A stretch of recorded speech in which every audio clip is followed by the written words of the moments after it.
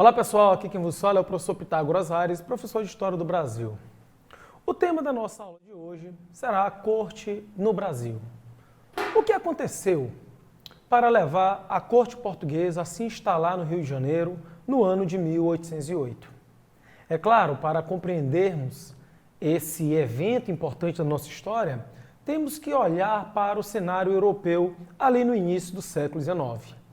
Napoleão Bonaparte, que já tinha ascendido ao poder em 1799, no famoso golpe do 18 Brumário, como cônsul francês, mas logo depois, alçado à condição de imperador, passou a adotar uma postura, uma política agressiva em relação a vários países da Europa.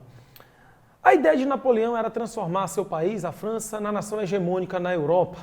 É claro, para conseguir consolidar essa ideia, essa pretensão, teria que destruir o poderio de uma grande potência, a Inglaterra.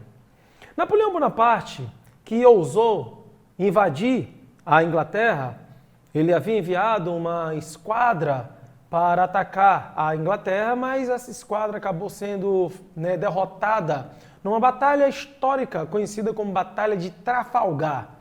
Lembrai, Napoleão havia forjado o mais poderoso exército em terra da Europa Ocidental. Mas a Inglaterra tinha a mais poderosa armada de guerra do mundo. E é claro, Napoleão percebeu que uma incursão militar seria muito difícil obter sucesso em função justamente dessa poderosa frota que a Inglaterra possuía. Foi então que o Napoleão Bonaparte adotou um grande estratagema. A Inglaterra era a nação que liderava a Revolução Industrial.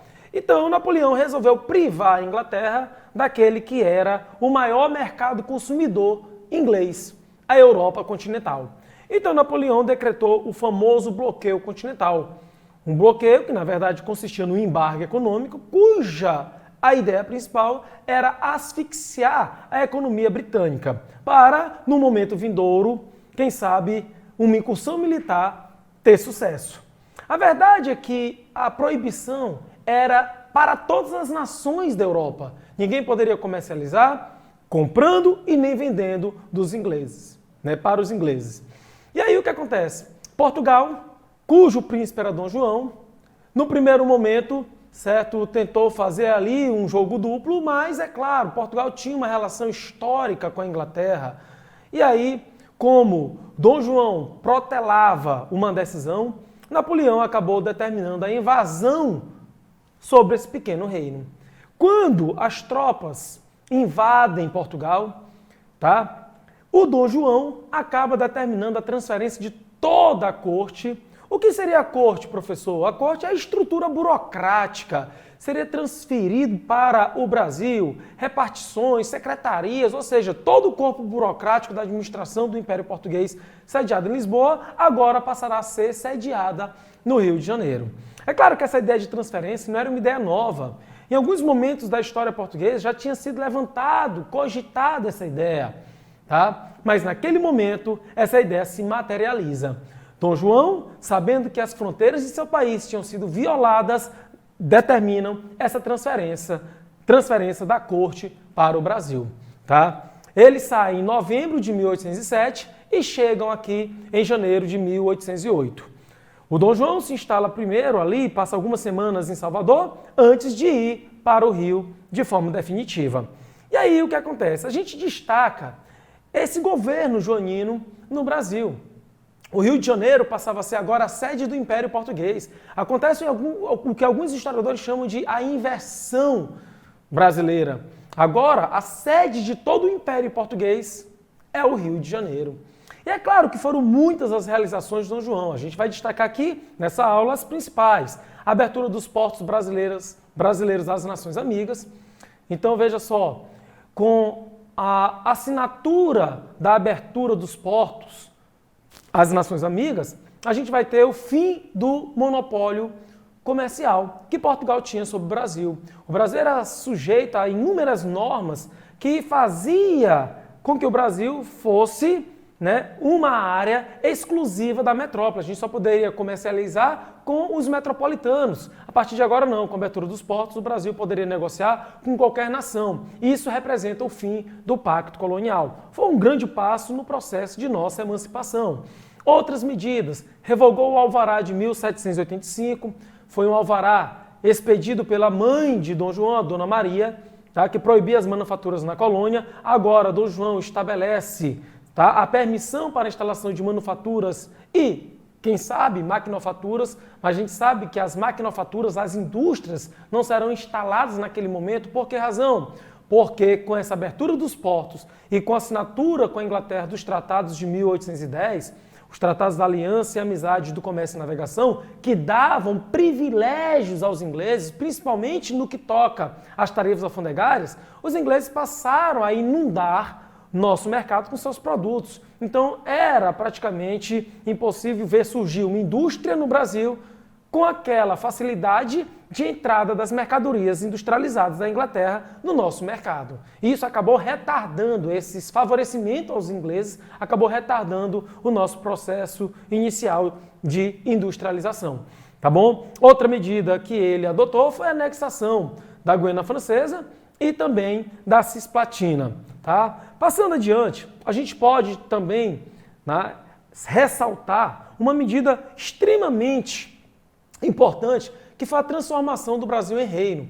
Em 1815, para fazer com que houvesse uma legitimidade da participação portuguesa no Congresso de Viena, o Dom João resolve transformar o Brasil em reino, o Reino do Brasil, um reino unido a Portugal e Algarves. Ou seja, em 1815, a gente deixa de ser oficialmente uma colônia. Ok, pessoal? O Brasil era um reino, tá? Atrelado a Portugal pelo mesmo soberano. É o que nós chamamos de monarquia dual. Fundou Casa da Moeda, Banco do Brasil, escolas de medicina, Jardim Botânico, Teatro Real, Biblioteca Real. Foram muitas as realizações empreendidas por Dom João. Tá? A gente também destaca a missão artística francesa, que chegou ao Brasil em 1816.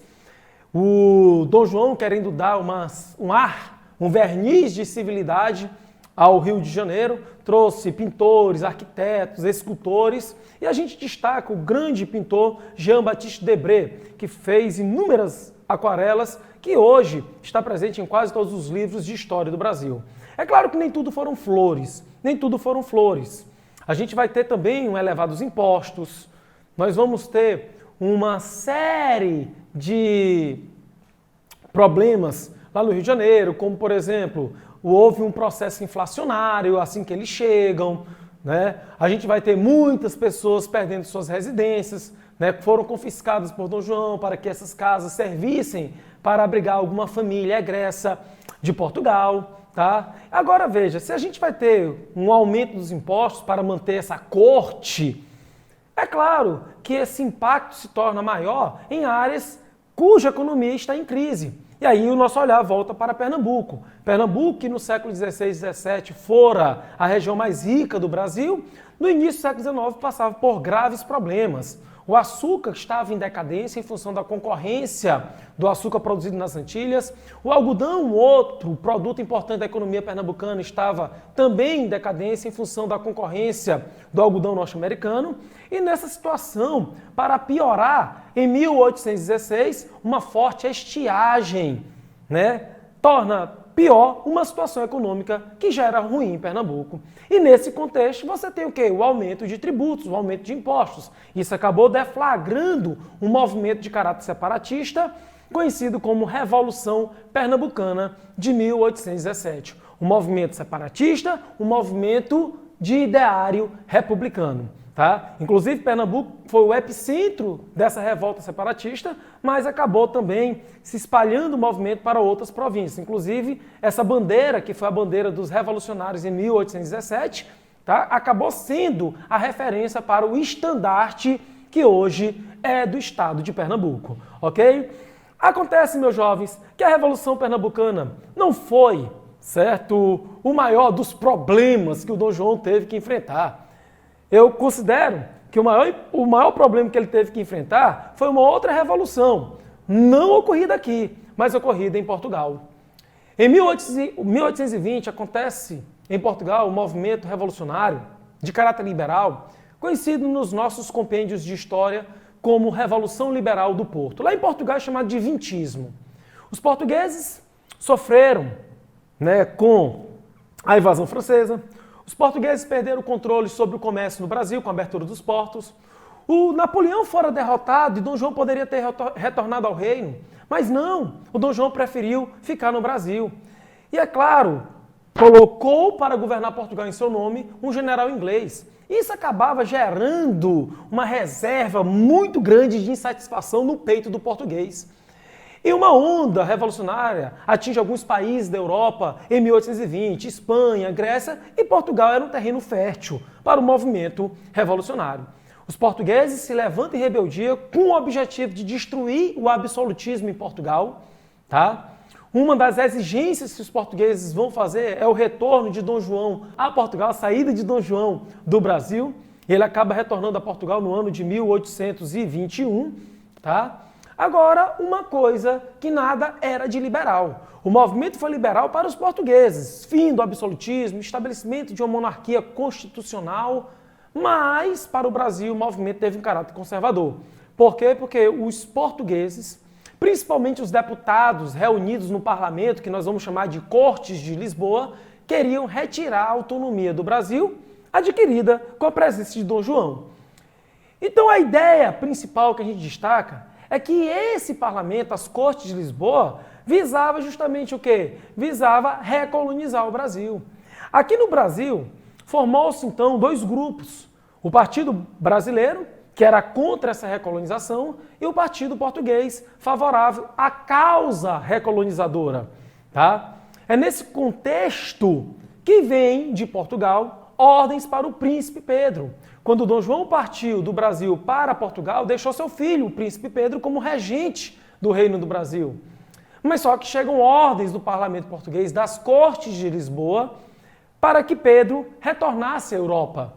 Nesse momento, elementos do Partido Brasileiro, temerosos que a ida de Pedro pudesse gerar, certo, um acelerar das pretensões das Cortes de Lisboa no que toca à recolonização, além disso, o medo de que pudesse haver uma fragmentação do território brasileiro, caso eclodisse o movimento por independência, por uma emancipação.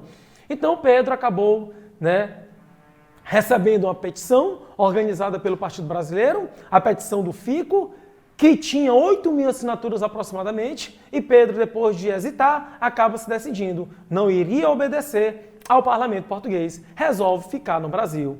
É o famoso dia do Fico, Dizem que ele teria pronunciado essas palavras: se é para o bem de todos, felicidade geral da nação, estou pronto, diga ao povo que fico. O problema é que ele, ao ficar, ele estava desobedecendo ordens que vinham de Portugal, desobedecendo ordens das Cortes de Lisboa.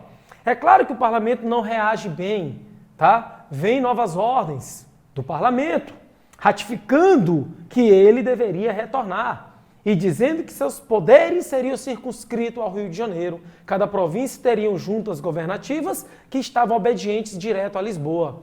Pedro reage, Pedro determina que qualquer decisão a partir de agora que viesse de Portugal só seria aplicada no Brasil se ele desse o cumpra-se. Percebam que Dom Pedro praticamente estava se inclinando ao Partido Brasileiro. Pedro estava em rota de colisão com o governo de seu país, com o parlamento português. É nesse contexto que ele faz uma viagem a Santos, e é no retorno dessa viagem que no dia 7 de setembro, Pedro resolve, enfim, romper definitivamente os grilhões que uniam o Brasil a Portugal. E ali no dia 7 de setembro do ano de 1822, o Pedro resolve proclamar a independência do Brasil. Beleza, galera? Na próxima aula a gente se encontra trabalhando o primeiro reinado. Fiquem com Deus!